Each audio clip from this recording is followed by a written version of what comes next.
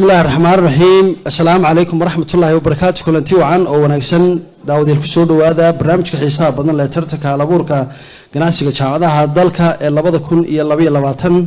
رمضان كريم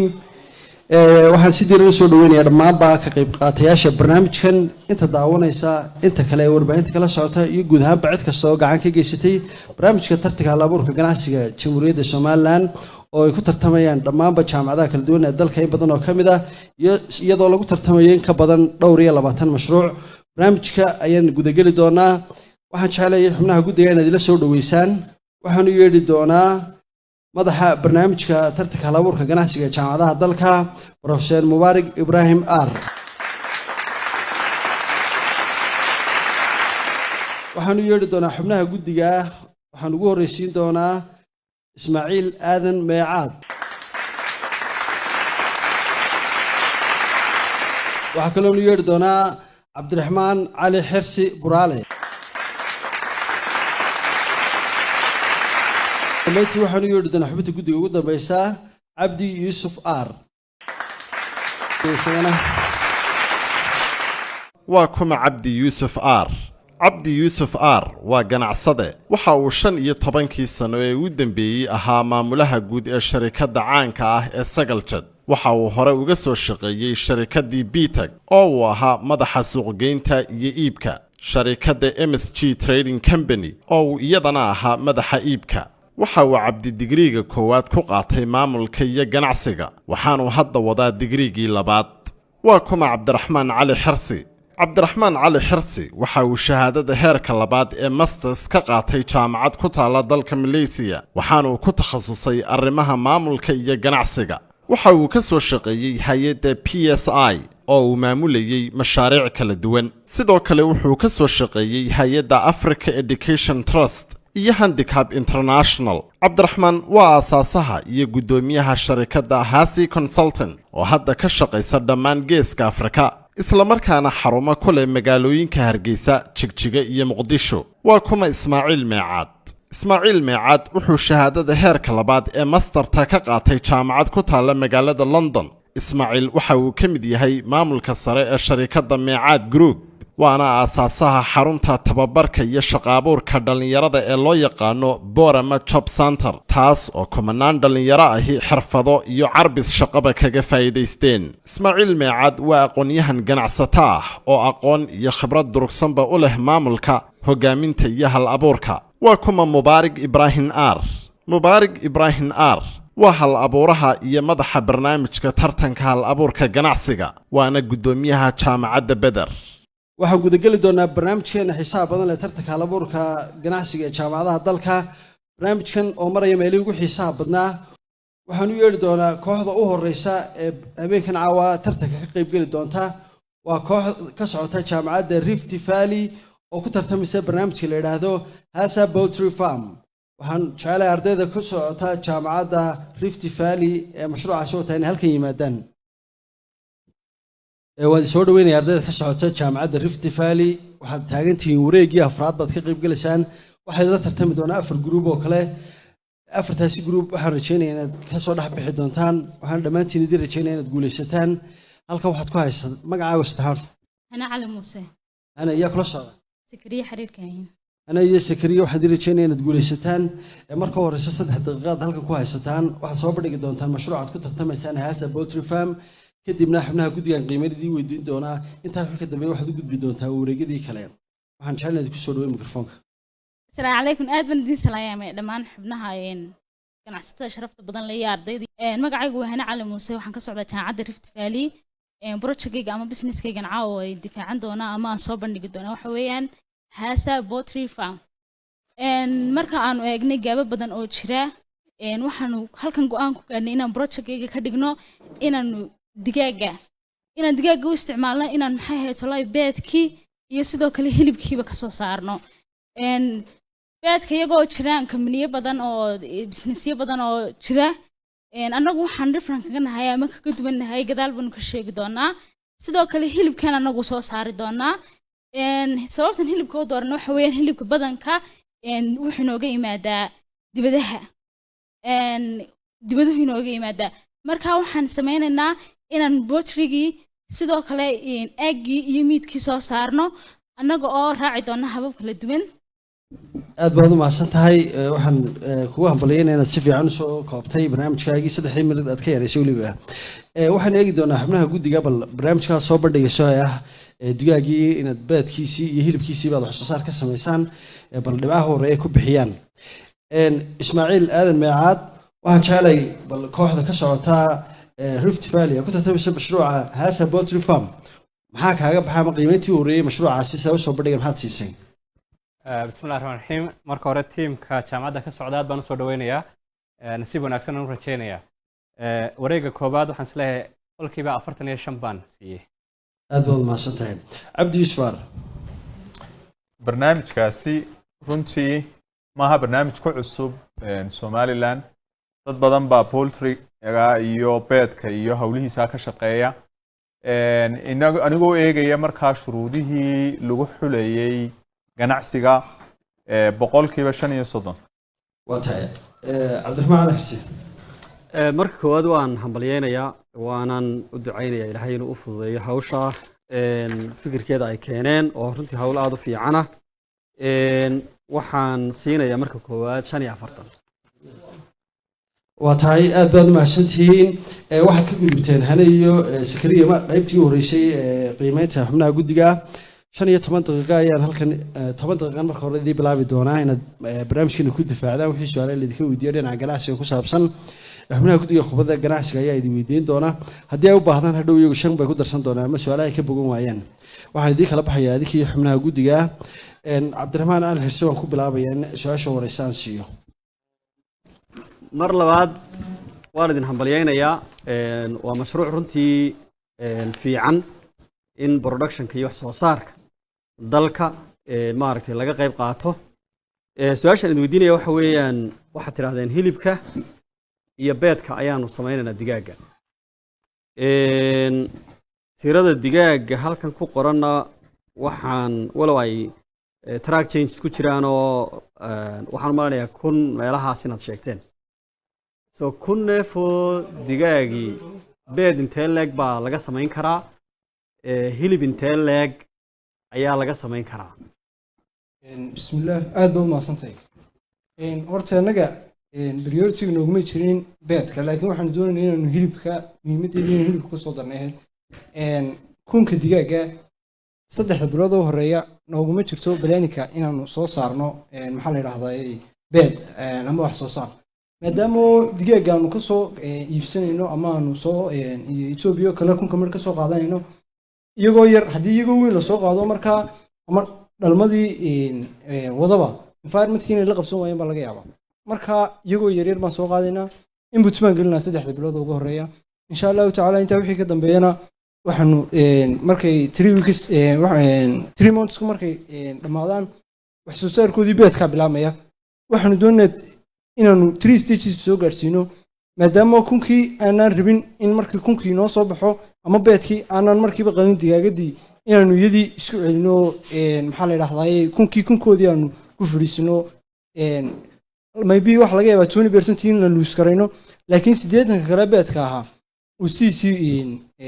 uu dhasho kuntii marka 3 bilood kadib kuntaasi kun kaamid 800 estimation 800 inay nooga soo baxda laga yaabo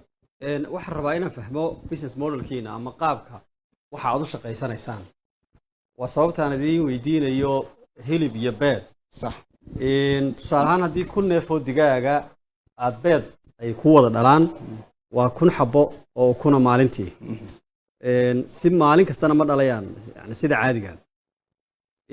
haddii tusaale ahaan aad beedkaba ka soo qaado 1,000 midh oo digaagi 1,000 beed hadday maalintii ku dhalaan lacag intee lag baad ka samaynaysaa adiga maxaa kaa gelaya cuntadeeda caafimaadkeeda ilaalinteeda goobteeda maarkay waxaasoo dhan markaad sugayso maxaad u malaynaysaa inaad ka samayn karayso haddii aad hilib ka dhigaysana sax haddii kunkiiba maanta lagaa soo dalbado la wada qalo sax xagee digaagaad ka keenaysaa sax aan kugu yara noqdo marka inputka aanu gelino digaagii beedkaa noo soo horeynaya beedkii kunkii xabo hadday noo soo baxaan waxaa laynaga siiyaa soddonka keeska keeska waxaa laynaga siiyaa $6 $6 baa laynaga siiyaa beedka oo keliya kunkii haddii maxaa la yidhahdaaye loo qaybiyo keeskii waxa weeyaan 26 kees marka lagu dhufto $6 waxa weeyaan isku dhufan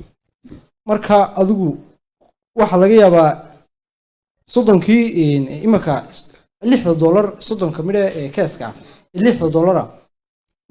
marka loo qaybiyo kunkii beedka ahaa waxa soo baxaya 33.3 adigu waxaanu iska saarnay deetana intii naga lumi karaysay waxaanu soo saaranay 26 kees 26kii baanu ku dhufanay 6 oo beerdheya waxa noo soo baxday $156 beerdhey maalintii $156 bishii waxay noqonaysaa marka lagu dhufto maalinta ku joog markaa maxaa kaa baxaya maalintii tusaale ahaan oo kale maalintii laga yaabo adiga kunkii digaagadood feedingkoodii oo kale in $20 adigu dee cuntadoodii miyaad hubtaa mise waa laga yaabaayo maye arabakida calal qiyaas arabakida iyo maxaa la yidhaha garowga una garanaa kunka midh inta ku baxaysa inta ku baxaysa dee lagu quudin karayo dee digaaga kunkaa midh marka beerdhey markaanu ka jarno maxaa la yidhahdaa water biyihii oo kale aanu ka jarno maxaa la yidhahdaa medicinkii caafimaadkii oo kale iyaga caafimaadkii ku baxayay $100 waxaa ka go-aya $56 iyadu gaar bay u go-aysaa marka $100 inuu beerdhey faa'iido noo noqotaa laga yaaba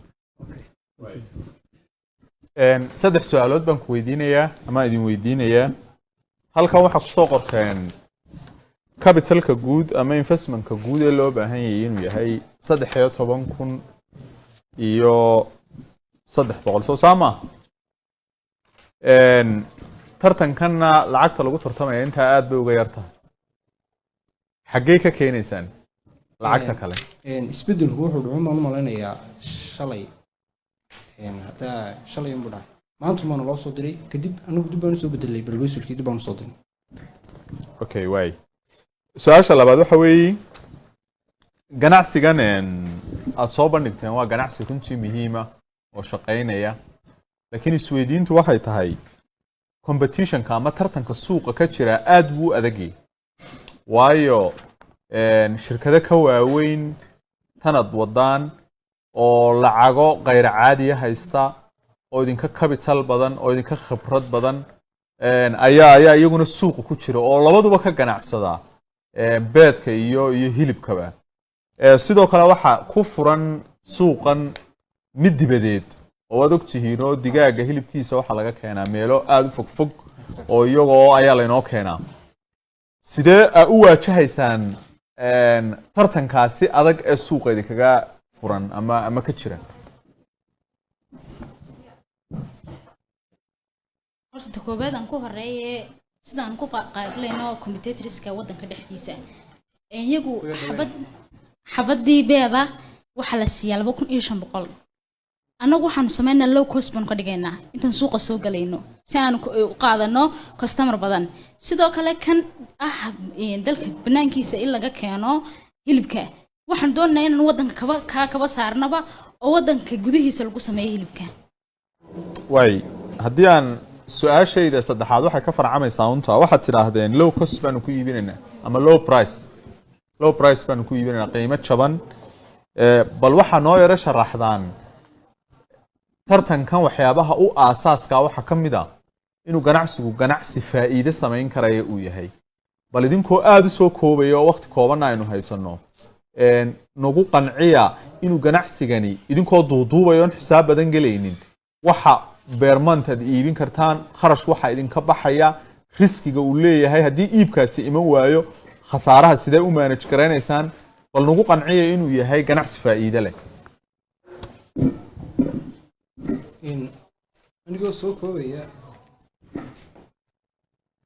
anigoo soo koobaya imaka Vermont bishii oo kale anagu salary ahaan shaqaalaha waxaan u qoondaynay $1,200 iibkaaga ka bilow inteed doonaysaa inaad bishii iibiso waxaan doonayaa bishii inaan iibiyo 1,000 xabo 800 xabo sideed boqoloo xabo imise ay ku noqoso waa beedkii baad ka hadlaysaa markaa haa way 800 beed imisaad siinaysa marka case ahaan loo eego waa 26 case beerday waxaan siinayaa $150 $650 beerday marka bishii waxay noqonayaan $4680 way hilibkana intee doonaysaa aad iibiso hilibku isagu maadaama balaanin aanu qorshe 3 bilood kadib aanu wadno way isagu 4650 ka digaag beedka imisa adiga uu kugu jooga beedkaasi aniga wixii igu joogo waxa weeyaan imaka salarigii faa'iidadii salary gaadhin beedkaasi intuu kugu jooga kharash ahaan beedkan ii soo baxay miya ila digaagii waxbaad siisay kuwii dhalayay waad security ma xisaabisay xabada beed intii kugu taagantay hore waa anigii sheegay $160 anigii yidhi waxaan meesha ka saarnay medicinkii ku baxayay iyo cuntadii ay qaadanayeen marka $650 iyada estimation ahaan baan ugu qoondaynay anigu 3 bilood ugu horeysa faa'iido ma doonayno maadaama bisha koowaad kharash intee lag badgalaysa adigu kharash waxaanu gelaynaa ku dhawaad $15,500 sida marka miyaanad khasaarin maadaama dakhligaaguna yahay 4650 maadaama 15,000 gelayso kharashka meer quality ban anigu kharashkan gelayaa waa $2,610 weeye marka imsaad faa'iideysa waxaan faa'iidayaa $2,360 way aad baad mahadsantihiin waan salaamayaa mar labaad waan soo dhaweynaynaa waxaan rabaa su'aalaan qabi waa la idin weydiiyey laakiin waxaan rabaa in idin weydiiyo digaagu cuntooyin gaar ay cunaan صح horta aqoon intee leeg baad u leedihiin hawshaa la xidhiidha digaag iyo digaag korinta iyo shaqadaasi waa midda koobaad midda labaadna raashinka iyo cuntadaad la siiyo xaggeed isleedin waad ka helaysaan ama waad ka keeni kartaan waa khibradii aqoonba maxaad u leedihiin xaggeed ka keenaysaan raashinkeeda horta digaagu sidaynu naqaanaba cuntada ay cunaan waa tu dalkeenu ka baxda hadday noqoto garow iyo hadday noqoto arabkiba dalkeeniba ayay ka baxdaa marka waxaanu doonaynaa inaanu soo iibsano maxaa la yidhahdaa koritaankoodii aanu iska kolley dee markii la yaryaraa xaafad walba dee digaag bay lahayd oo digaagunba salarsi maxaa la yidhahdaa garowsi waa dee la korinayay marka horta aqoontii yaraantii aanu ku haysanay ayuumaan maantana doonaynaa inaanu ka samayno kos iyo benefit aan ka samayno marka aragti aanu leenoo dee maalinkaa maanta dhirteenniyoo kala dee aanu u leenay ayaanu doonaynaa inaanu ku siino weli ma jirtaa meel digaag lagu xanaaneeyo intood tagteen aad wax ka soo faa'iidaysateen ood nala wadaagi karto way jirtaa maxaad ka soo faa'iidaysatay ugu muhiimsan imanka sida xeryaha maxaa la yidhahdaa home guryahay leeyihiin oo kale sida loo kala saaray oo kale maxaa la yidhahdaa sida care medicinkada loo ilaalinayo oo kale waa mahadsan tahay hanayey sakariya aad baad u mahadsantihiin waan idinka mahadnaqaysaad barnaamijkiisna u difaacday waan idinku bogaadinayaa bal waxaan eegi doonaa isdifaaca aad samayseen iyo ganacsatada halkan fadhida ee guddida ahi qaabkay u difaacdeen barnaamijkiinaasi sida ula dhaceen iyo haddii ay salugeen oo dhibciyihiinii hore ay ka daba imanayaan labadaba bal inaan dib ugu celino xubnaha guddiga ismaaciil aadan meecaad baan ku bilaabayaa ismaaciil markii aad eegtay maxaa iska bedelay natiijadaadii hore horta waxyaabahan ku qiimeynayna waxaa ka mid a mashruucan si fudud ama si cad ma loo fulin karaayo ma kaaga muuqataa qofkan tartamaya ma u caddahay tallaabooyinku qaadayay riskiga imaan kara ma og yahay ma ka gudbi karaa waxaasoo dhan baa horta ku jirta karaatiyada ku qiimeynayno anagu taa ka duulaya intii aan marka hore siyuma ku daynaya waxba kuma daraya wax ma ka dhimaya waa tahay cabdi yuusuf way waxaan la qabaa ismaaciil qiimeyntaa hore ayaana ku adkaystay cabdiraxmaan anagoo kolleyba ku dhiirigelinaya inay sii wadaan hawsha isla markaana ay u dhigaan qaab fuli karta oo tusaale ahaan oo kale beedka oo kale ay xoogga saaraan halka hilib ay maaragtay ka fikirayaan markiiba waayo waa mashruuc aad u weyn in hilib laga fikiraa digaag 45 baan markii hore siiyey 5 baan ka jaray waa tahay aad baan idin soo dhaweynaya waxaan jeclahay idin sii dhaweysaan waxaan idin rajaynayaa gurbiyada dambe aad guulaysan doontaan daawadayaal intaasi waxaan kusoo gabagabaynaynaa barnaamijkii xisaab badnaa ee tartanka halabuurka ganacsiga ee jaamacadaha dalka roobadan karim waa sanadka 2022 waxaa barnaamijkan maalgelinaya isla markaasina hirgeliyay bangiga caalamiga Premier Bank waxaa la waray Professor R waxaa qayb ka ah xubnaha guddiga oo khubaro ka socota ganacsiga kala duwan waa dhammaanba howlwadnada barnaamijka ka qayb qaatay oo idinku dhaafina rabadaan kariim kulla caam wa antum bilkhayr.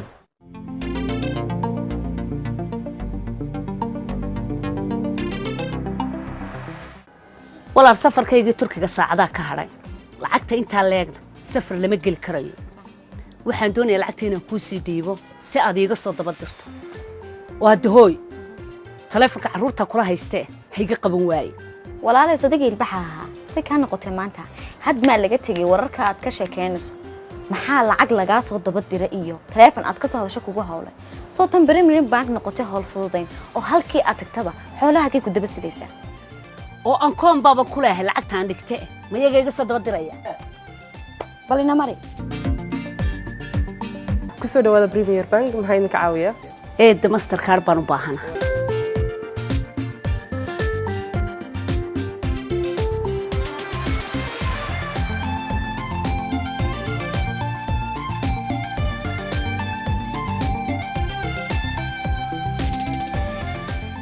hadda dalbo oo hadda hel